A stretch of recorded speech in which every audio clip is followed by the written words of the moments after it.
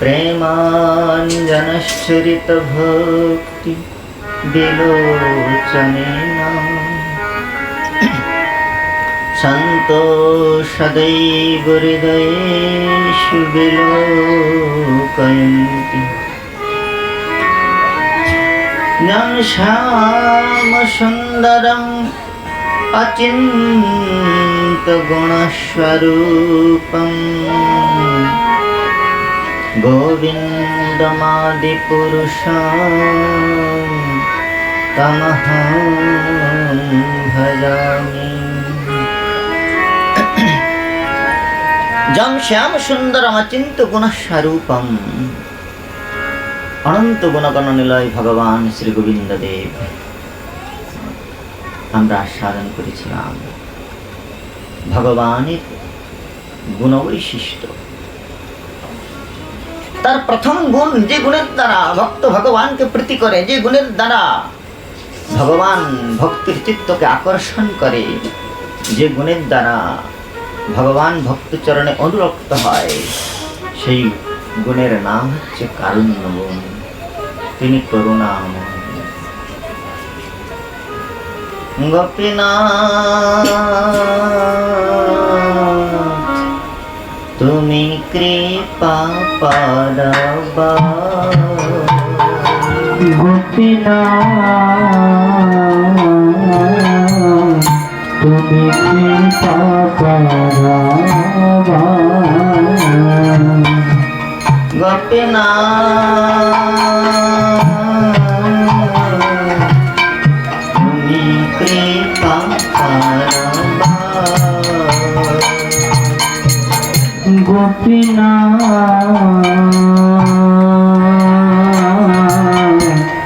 তুমি কৃপা পারাবা,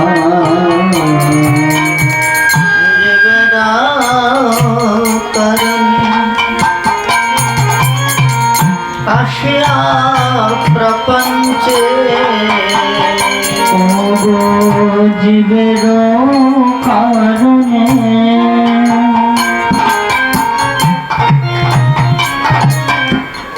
আসিয়া প্রপঞ্চে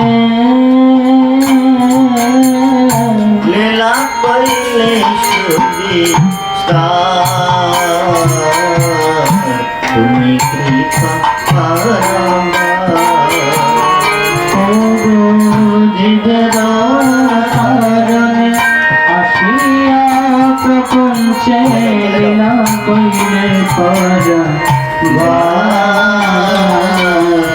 তুমি কৃপা পারাবা। ভগবান এই জগতে আসেন কিসের জন্য? বলে জীবগণকে অনুগ্রহ করবার জন্য, কৃপা বিতরণ করবার জন্য। তিনি যদি প্রাপঞ্চিক, এই শ্রীকান্ত প্রভু এসে মাইকটা ঠিক করে, তিনি যদি কৃপাময় না হতেন, তিনি যদি প্রপঞ্চ অবতীর্ণ না হতেন, আগমন না করতেন, তাহলে সেই ভগবানের স্বরূপ মাধুর্যের কথা, সেই ভগবানের লীলামৃতের কথা, সেই ভগবানের দিব্য নামামৃত, গুণামৃত, লীলামৃত আমরা কোনোদিনই প্রাপ্ত হতে পারতাম না। আর যদি আমরা ভগবানের সেই দিব্য নাম রূপ গুণ লীলার সন্ধান না পেতাম, তাহলে চিরদিন এই মায়াবদ্ধ হয়ে এই সংসার সংস্কৃতির প্রবাহে অনাদিকাল থেকে ঘুরে বেড়াচ্ছি, আরও অনন্তকাল ঘুরে বেড়াতাম। তাই পরম কারণিক ভগবান জীবের কারণে আসিয়া প্রপঞ্চে লীলা কইলে সুবিস্তার। অনাদিকাল হইতে বিষয় ভোগেতে অতৃপ্ত ইন্দ্রিয় সমূহকে পরাতৃপ্তির অনুভূতি দান করবার জন্য তিনি গোবিন্দ নাম ধারণ করলেন। মায়ার প্রবাহে প্রবাহমান সংসার চক্রে ভ্রমতস্য কর্মভি, সংসার চক্রে ভ্রমমান জীবগণকে সংসার সংস্কৃতির প্রবাহ থেকে মুক্তি দান করবার জন্য মুক্তিম দদাতি মুকুন্দ, তিনি মুকুন্দ নাম ধারণ করলেন। এই সংসার জলধিতে নিমগ্নমান জীবগণকে আশ্রয় দান করবার জন্য নারায়ণম আয়নম আশ্রয়, নারায়ণম জীবানাম আয়নম আশ্রয়ম দদাতি ইতি নারায়ণ। জীবগণকে আশ্রয় দান করবার জন্য তিনি নারায়ণ নাম ধারণ করলেন। জীবের দুঃখ নিবৃত্তির জন্য জননাম আরতি দ্যোতি খণ্ডয়তি জনার্দন, জীবগণের আরতিকে খণ্ডন করবার জন্য তিনি জনার্দন নাম ধারণ করলেন। আর নানাবিধ নাম, অত্যদ্ভুত রূপ মাধুর্য সর্বাদ্ভুত চমৎকারকারী লীলা কল্লোলবারিধি ভগবান। ত্রৈলোক্য সৌভগমেদঞ্চ নিরীক্ষ রূপম যদিকাদ্রিজদ্রুম মৃগাপুলকান্ন বিভ্রং। ত্রৈলোক্য বিস্মোহন দিব্য রূপমাধুর্যের বিস্তার করে স্থাবর জঙ্গমকে পর্যন্ত আকৃষ্ট করলেন। নামামৃতের বিস্তার করলেন, রূপামৃতের বিস্তার করলেন, গুণামৃতের বিস্তার করলেন, আর লীলামৃতের তরঙ্গে জীবকে অবগাহন করালেন। তব বিক্রীড়িতং কৃষ্ণ নিরাম পরম মঙ্গলম কর্ণ পীযুষাস্যাদ্যত্যর্জন্তন্য স্পৃহা জনা। এই জগতের বিষয়ে জীব কখনো বিষয় পরিত্যাগ করতে পারে না, কিন্তু যখন তারা সেই ভগবান শ্রী গোবিন্দের দিব্য লীলামৃতের তরঙ্গে একবার অবগাহন করে, তখন এই বিষয়ের প্রতি অনুরাগ তার শিথিলতা প্রাপ্ত হয়, মন্দ্রীভূত হয়। তাই তো ভগবান সেই লীলামৃতের বিস্তার করলেন, নাম রূপ গুণ লীলার বিস্তার করলেন, করে তিনি জগৎজীবকে তারণ করলেন, নিজ পাদ পদ্মের অনুসন্ধান দান করলেন, মাইক জগৎ থেকে মুক্তির পথ প্রশস্ত করলেন। তিনি করুণা করে জগতে আগমন করলেন, তাই কারুণ্য গুণ। তিনি যদি করুণাময় না হতেন, তাহলে কোনো কল্পে কোনো কালে কোনো জীবই তাকে প্রাপ্ত হতে পারত না। তার করুণার নিদর্শন আমরা বলেছিলাম গতকাল, জিঘাংসায়াপি হরয়ে স্তনম দত্তাপসদ্গতি। হিংসা করে হত্যা করবার অভিপ্সা নিয়ে এসেছিল পুতনা, তাকেও তিনি মাতৃত্বের গতি দান করেছিলেন। তাই তিনি এই প্রকার করুণাময়। ভক্ত তাই বলছেন, হে প্রভু,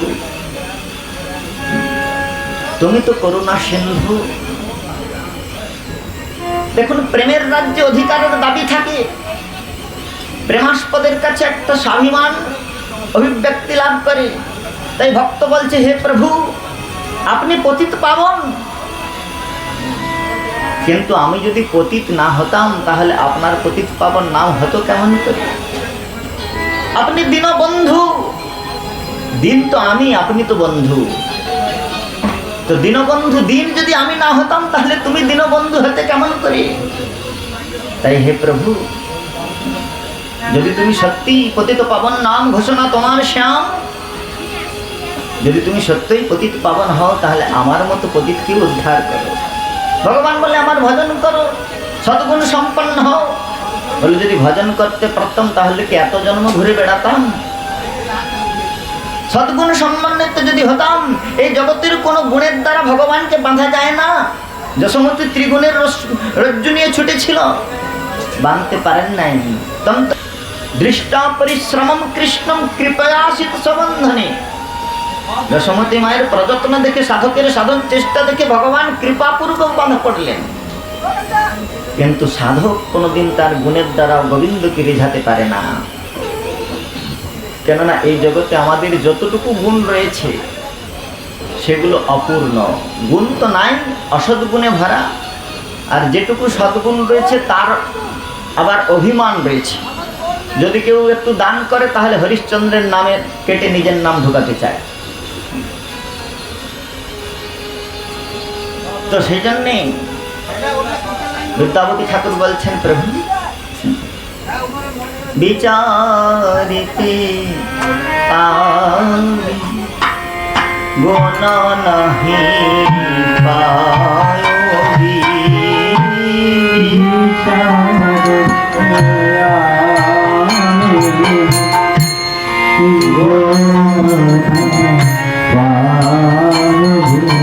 প্রভু, আপনি যদি বিচার করতে আসেন তাহলে আমার মধ্যে গুণ বলে কিছু পাবে না।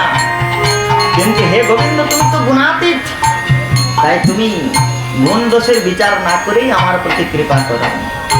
বিচার গুণ নাহি পাওবি।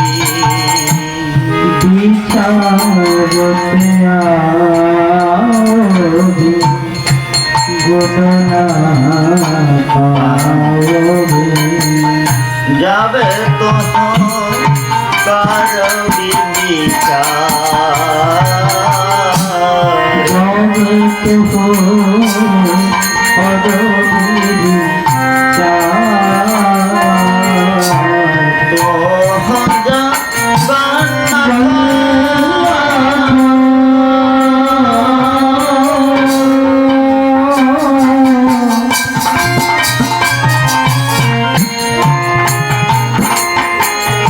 জগতে খামোশি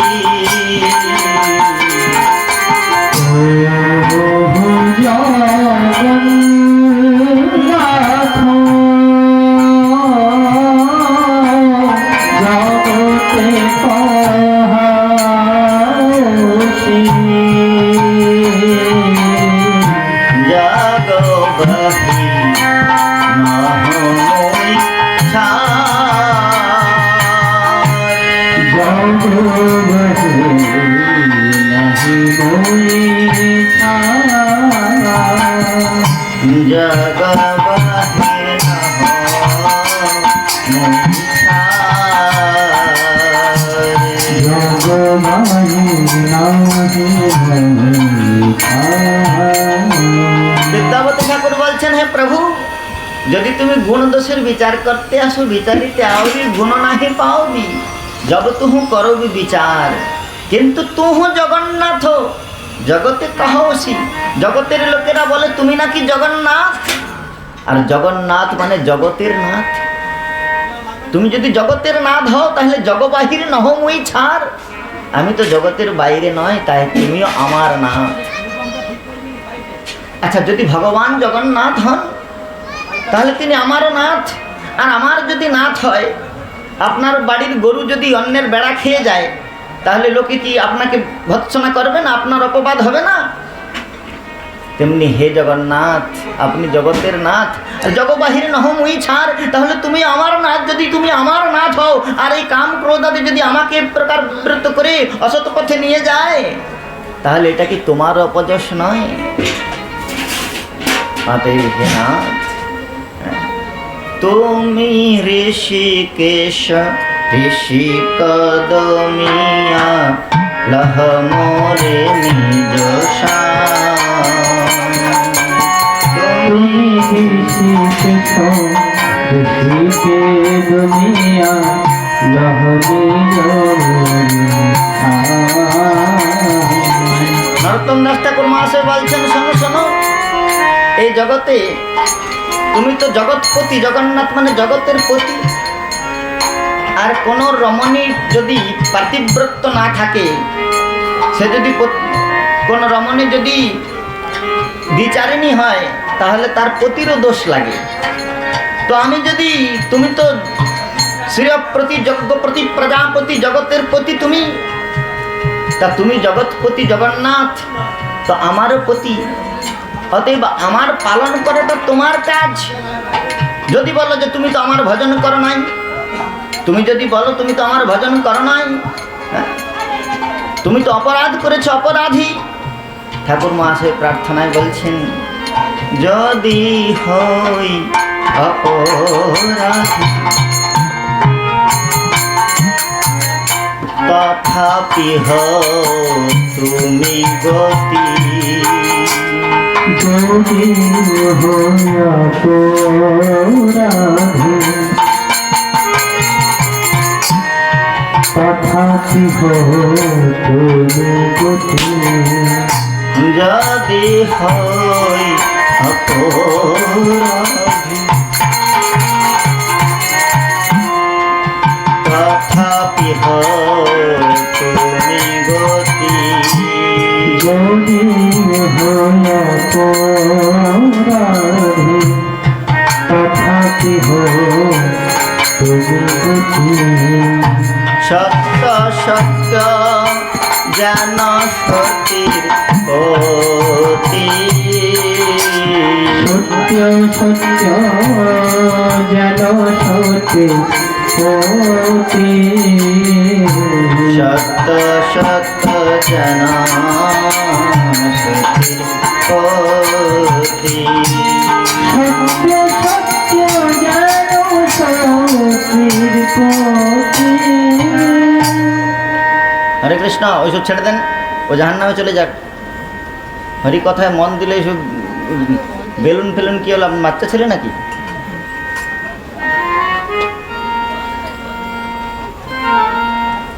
তো সেই জন্যে ভগবান করুণা সিন্ধু, করুণা সিন্ধু ভগবানের করুণা আমরা পাচ্ছি না কেন? তিনি যদি পতিত পাবন দীনবন্ধু আর্তবন্ধু হন, তাহলে আমরা তার করুণাতে প্রাপ্ত হতে পারছি না কেন? বলে আমাদের প্রার্থনায় তার করুণার প্রতি যাচনা নাই। সূর্য উদিত হয়েছে, আপনি যদি দরজা জানালা বন্ধ করে রেখে দেন, তাহলে সূর্যালোককে আপনার কক্ষে প্রবেশ করবে। তেমনি ভগবান করুণা সিন্ধু, মেঘ বর্ষণ করছে, আপনি যদি ছাতের নিচে ঢুকে যান,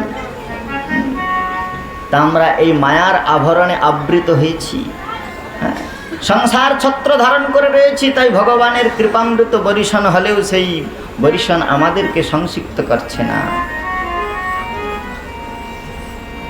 সেই জন্যেই এই আভরণ, এই মাইক উপাধি আমাদের কেমনভাবে আবৃত করেছে যে আমাদের অন্তঃকরণে ভগবানের করুণাধারা নিরন্তর বর্ষিত হলেও সেই করুণার উপলব্ধি নাই। পিতামহ ব্রহ্মা বললেন, তত্তিনুকম্পা সুসমীক্ষমান ভুঞ্জা নিবাত মুকৃতম বিপাক হৃদবাগ বুকুভীর বিদধন নমস্তে জীবিত যো মুক্তিপদে সদায় ভাব। এই সংসারে মুক্তিপদের অধিকারী কে? বলে প্রতিক্ষণ জীবকে ভগবান প্রতিপালন করছেন। আর যে প্রতিপদে এই অনুভূতি লাভ করতে পারে, যে সৌভাগ্যবান জীব প্রতিদিন প্রতিক্ষণ ভগবানের কৃপার অনুভূতি লাভ করেন, তিনি মুক্তিপদের অধিকারী হয়ে যান। তার করুণা কি প্রকার! জন্মগ্রহণ করবার পূর্বে তিনি মাতৃস্তনে দুগ্ধ পাঠিয়ে দিয়েছেন। অজগর না করে নগরী পঙ্খী না কিজিয়ে কাম, দাস মলুকা কহে গে সবকি দাতা রাম। এই জগতে সকলকে ভগবান প্রতিপালন করছেন, তাই তো তিনি বিশ্বম্ভর। কাক পক্ষী থেকে শুরু করে কুকুর বিড়াল যত প্রজাতির জীব রয়েছে, কেউ না খেতে পেয়ে মরছে না, সকলকেই তিনি প্রতিপালন করছেন। তুহু জগন্নাথ জগতি কাহাওসি। কিন্তু আমরা কি করছি? ভগবানের কৃপাকে বাদ দিয়ে আমরা মনে করছি আমি আমার সংসারকে প্রতিপালন করছি। কর্তাহমিতি মন্যতে মিথ্যাচারস উচ্যতে।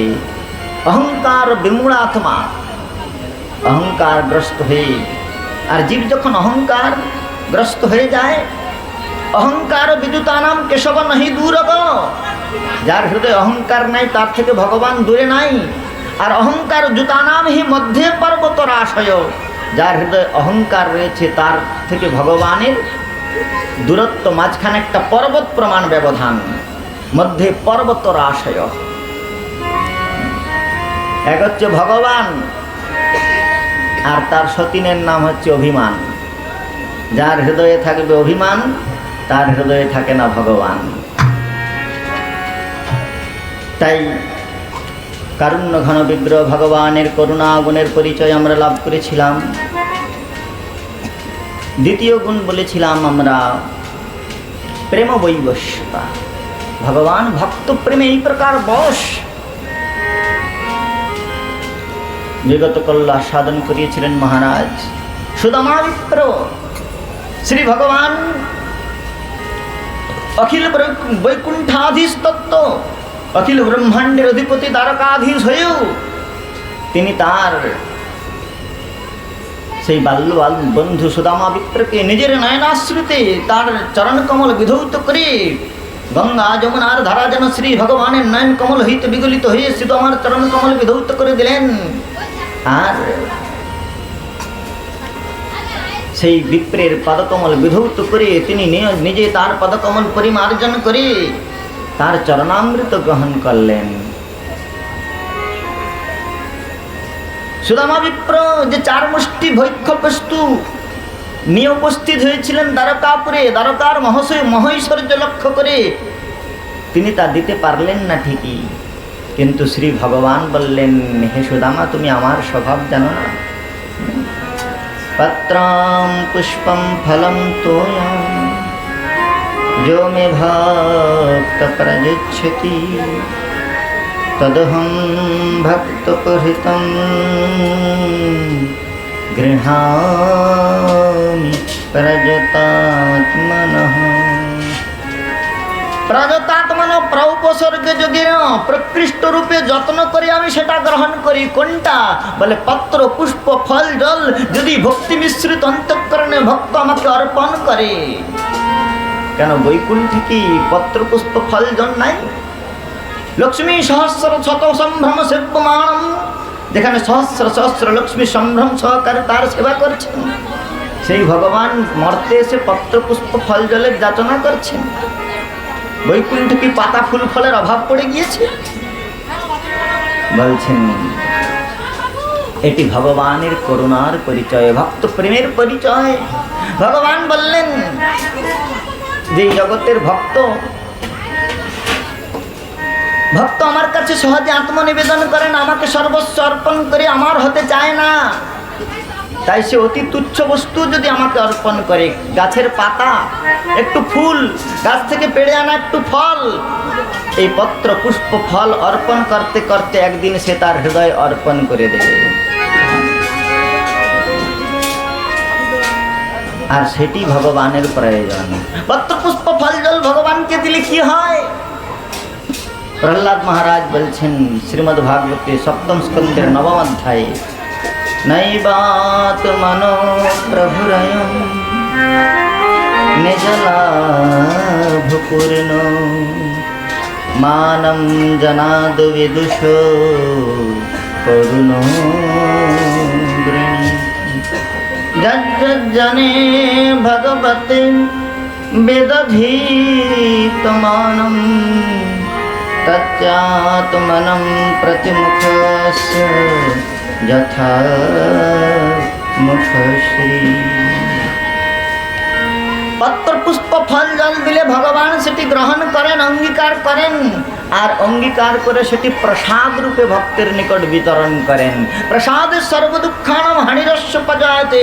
জীবের চিত্তের মধ্যে যত প্রকার জড়ীয় বিকার রয়েছে সেগুলিকে পরিশোধিত করবার জন্য তিনি তার অধরামৃত মিশ্রিত প্রসাদামৃত দান করেন।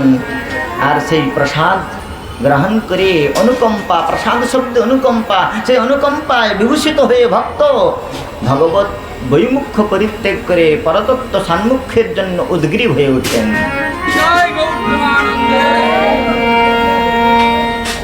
সেই জন্যেই বলছেন ভগবানের প্রেম বিবশতা, প্রেম বৈবস্য দ্বিতীয় গুণ। এরপরে বলছেন শ্রীকৃষ্ণের অনন্ত গুণ সমন্বিত ভগবানের তৃতীয় গুণ কি? বলে তিনি আত্মারাম গণাকর্ষী। ভগবানের রূপমাধুর্য, ভগবানের গুণমাধুর্য এই প্রকার যে আত্মারাম গণের, আপ্ত কামগণের চিত্তবৃত্তিকেও আকর্ষণ করতে সমর্থ। শ্রীমদ্ ভাগবতে শুকাচার্য ভগবান বলছেন আত্মারামশ্চ মুনয় নির্গন্থাপি উরুক্রমে কুর্বন্ত হেতু কিং ভক্তি ইত্থং ভূত গুণ হরি। আত্মা রামশ্চ মুনয়, যে সমস্ত মুনিগণ সংসার বাসনাকে তিলাঞ্জলি দিয়ে অরণ্যে গুহার গর্ভে পর্বতকন্দরে নির্বিশেষ নিরাকার চিদাকার আনন্দঘন ভগবান চিৎস্বরূপের অনুধ্যান করে সেই নিরাকার তত্ত্বতে চিত্তবৃত্তি নিরূপণ, যে নিরাকার স্বরূপে তারা চিত্তবৃত্তি সমর্পণ করে, কোনো প্রকার অবিদ্যা গ্রন্থি নেই, অবিদ্যা অস্মিতা রাগ অদ্বেষ অভিনিবেশ, কোনো প্রকার বৈকারিক দোষ, কোনো প্রকার অবিদ্যা গ্রন্থি যাদের হৃদয়ে নাই, এই প্রকার নির্গ্রন্থি গণকেও উরুক্রম ভগবানের দিব্য বিক্রম গাথা তাদেরকেও আকর্ষণ করে। আত্মা রামশ্চ মনে নির্গন্থাপি উরুক্রমে কুর্বন্তি অহেতুকিং ভক্তি। যদিও সংসারে জগৎ সংসারে তাদের তো কোনো প্রয়োজন নাই, ঐহিক পারত্রিক সমস্ত প্রকার সুখৈষণাকে যারা তিলাঞ্জলি দিয়েছে তারাও ভগবানের অহেতুকি ভক্তি করেন। সনক সনাতন সনন্দন সনত কুমার এরা প্রথমে নির্বিশেষ ব্রহ্মবাদী ছিলেন, কিন্তু কিঞ্জলক মিশ্র তুলসী মকরন্দ বায়ু ভগবান বৈকুণ্ঠনাথের পদারবিন্দে হইতে সেই অপ্রাকৃত তুলসীর সৌগন্ধ সমাস্বাদন করে তাদের চিত্তবৃত্তি ক্ষোভিত হলো। তারা বৈকুণ্ঠে প্রবেশ করে বৈকুণ্ঠনাথ ভগবানের পদারবিন্দের সৌন্দর্য দর্শন করবার পরে তারা নির্বিশেষ ভাব পরিত্যাগ করে ভজন করলেন, নারায়ণের ভজন করলেন।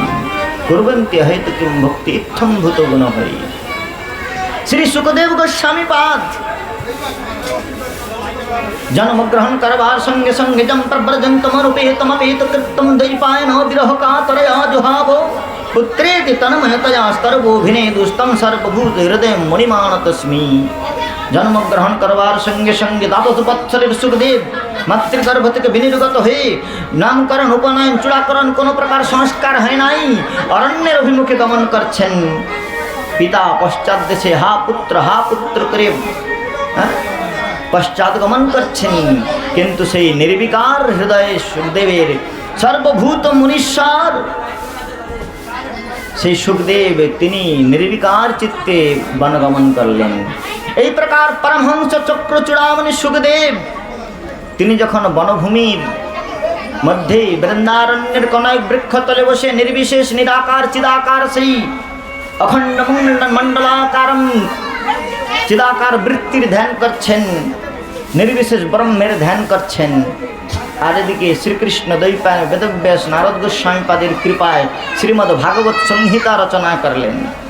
ভাগবতে ভগবানের অত্যুত্তম রূপ মাধুর্য গুণ মাধুর্য লীলা মাধুর্য সমন্বিত শ্লোক সমূহ তিনি তার শিষ্যদের শিখিয়ে দিলেন। ভাগবত প্রস্তুত করবার পরে ব্যাসদেব মনে মনে বিচার করলেন, শ্রীমদ্ ভাগবতের মধ্যে শ্রী ভগবানের যে দিব্য মাধুর্যময় লীলার বর্ণন করা রয়েছে, এই মাধুর্যময় লীলাকে পরিবেশন করবার জন্য একজন পরমহংসের প্রয়োজন। বিচার করলেন পরমহংস কি? আমার পুত্র পরমহংস চক্র চূড়ামণি, কিন্তু সে তো অরণ্যে চলে গিয়েছে, তাকে খুঁজবো কোথায়, অন্বেষণ করবো কোথায়? তাই তিনি ভাগবতের শ্লোক সমূহ শিষ্যগণকে শিখিয়ে দিলেন। আর শিষ্যগণ তখন সমিধা আহরণ করতে গিয়ে অরণ্যে কাষ্ঠ আহরণ করতে গিয়ে যখন ভাগবতের শ্লোক গায়ন করছেন আর নির্বিশেষ ধ্যানে নিমগ্ন রয়েছেন সুখদেব, ব্যাসদেবের শিষ্য গায়ন করলেন বরহা পীড়ম নটবর বপু করনয় করনিকার। বরহা পীড়ম নটবর বপু করনয় করনিকারম বিভ্রদ বাস কনক কপিশাম বৈজয়ন্তীং চ মালাম রন্ধ্রান বেণুরধর সুধয়া পূরয়ন গোপ বৃন্दै বৃন্দারণ্যম স্বপদ রমণা গীত কীর্তি। শ্রীকৃষ্ণ বনভূমির উদ্দেশ্যে গমন করছেন। নটবর শেখর সুন্দর অভিনব শৃঙ্গার ধারণ করেছেন, গুঞ্জামালা পরিধান করে আর সেই শিখিপুচ্ছ সমন্বিত চূড়া পরিধান করে নটবর শেখর আধার পল্লবে বেণী ন্যস্ত করে ননন্তম আচ্ছন্দেতে বৃন্দাবনের অভিমুখে গমন করছেন। আর সেই মাধুর্যশালী রূপামৃত পারাবারের দর্শন করে আজ বৃন্দাবনের বনভূমিতে যেন গগন হইতে আকাশ হইতে নমিল মেঘ অবতরণ করে সে ব্রজের পথে বিচরণ করছে। আর পীতাম্বর যেন দামিনী। এই নবীন মেঘের বৈশিষ্ট্য কি বলে? মেঘেতে দামিনী কখনো স্থিরীকৃত থাকে না, কিন্তু বৃন্দাবনের পথে বিচরণশীল এই নবীন মেঘের ক্রোড়েতে দামিনী স্থিরীকৃত হয়েছে। আর নটবর শেখর শ্যামসুন্দর এই প্রকার বৃন্দাবনের বনভূমিতে যখন গমন করছেন, তার সেই রূপমাধুর্য দর্শন করে গোপাঙ্গনাগণ অত্যন্ত বিহ্বল চিত্তে বলছেন, সখী হে সুধাময় সে রূপ মাধুরী সুধাময় সে রূপ মাধুরী সুধাময় সে রূপ মাধুরী সুধাময় সে রূপ মাধুরী দেখিলে নয়ন হায় অচেতন দেখিলে নয়ন হয় অচেতন দেখিলে নয়ন হায় অচেতন দেখিলে নয়ন হয় অচেতন ঝরে প্রেমময় বারি ঝরে প্রেমময় বারি তারে দেখিলে নয়ন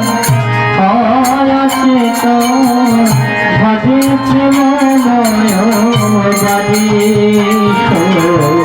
ঝরে প্রেমময় বাড়ি আহা কিবা চৌরাশিরে কিবা বংশী করে কিবা সে ত্রিভঙ্গ কিবা চুরাশিরে বাবংশী করে বিবাস ত্রিভঙ্গ তার চরণ কমলে আমি আয়ু ছলে চরণ কমলে সখী হে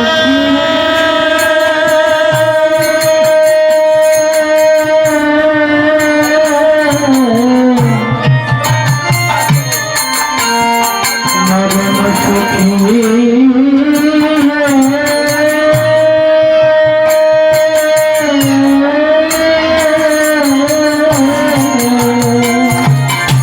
চরণ কমলে আমি আয়ু ছলে কমলে আমি আয়ু ছলে কহাতে নূপুর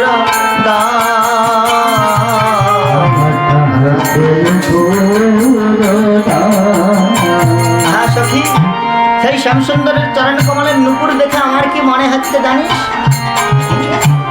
সদায় আশা করি ভৃঙ্গার পধরি চরণ কমলে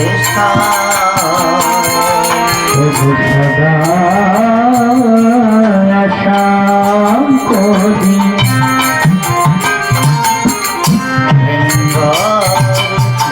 গোর পধরি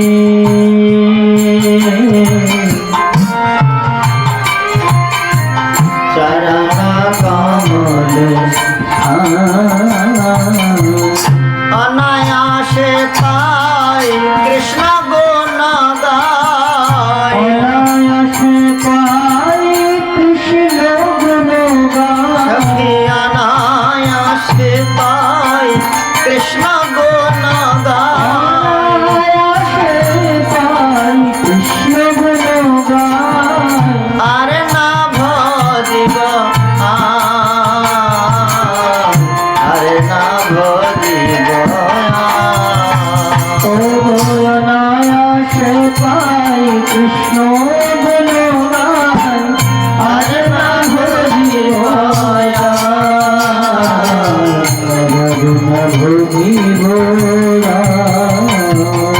সেই রূপমাধুর্য দর্শন করে শ্রী শুকাচার্য যিনি নির্বিশেষ বাদিতেন পরিনিষ্ঠিত ছিলেন পরিনিষ্ঠিত নৈর্গুণ্যে উত্তম শ্লোক লীলয়া গৃহীত চেতা রাজর্ষে আখ্যানম জগদিতবান শ্রী সুখদেব যখন এই রূপমাধুর্যের কথা শ্রবণ করলেন তখন নির্বিশেষ ব্রহ্মভাব পরিত্যাগ করে নন্দনন্দন শ্যামসুন্দরের কিঙ্করী হয়ে গেলেন নন্দনন্দন শ্যামসুন্দরের ভজন করতে শুরু করলেন তাই এই তম্ভূত গুণ হরি শ্রীহরির এই প্রকার গুণ যে আত্মারামগণের চিত্তবৃত্তিকেও আকর্ষণ করেন তাই তো ব্রজগোপাঙ্গনাগণ বলেছিলেন কাস্ত্রঙ্গতি কল্পাদয়ত বেনবী क्षणमोहितार्धचरितं न चले स्त्रीलोक्यां त्रैलोक्यसौभगमिदं च निरीक्ष्य रूपं जद्रगद्रजद्रममृगाफलकान् बिभ्रन्। শ্রী শ্যামসুন্দরের রূপ মাধুর্যের আকর্ষণ এই প্রকার যে তপন তনয়া যমুনা উচ্ছলিত তরঙ্গে প্রবাহিত হচ্ছে, আর যখন শ্যামসুন্দর বেণুনাদ করছেন তখন শ্রী প্রবাহমানা যমুনা তার প্রবাহ অবরুদ্ধতা লাভ করেছে, আর সেই প্রবাহের উচ্ছলন যেন বিপরীত দিকে কুলকে দুকুলকে প্লাবিত করে, যেই তটে শ্যামসুন্দর দণ্ডায়মান রয়েছে উচ্ছলিত যমুনার সম্প্রবাহ সেই দুকুলকে প্লাবিত করে যেন শ্যামসুন্দরের চরণ কমলকে বিধৌত করে দেবেন। নীলাম্বরী যমুনা যেন নীলবর্ণের শাটিকা পরিধান করে বাহুযুগল প্রসারিত করে শ্যামসুন্দরকে সমালিঙ্গন করছেন, আর যমুনার পক্ষে রক্তবর্ণ কোকনদ সেইটি যেন শ্যামসুন্দরের চরণ কমলে অর্ঘ্যরূপে যেন সেই তার অনুরাগ হৃদয়ের অনুরাগকে পুষ্পরূপে অর্ঘ্যরূপে নিবেদন করে শ্যামসুন্দরের অর্চনা করতে চাইছেন। এই প্রকার রূপমাধুর্যের আকর্ষণ যে স্থাবর জনিতে যমুনা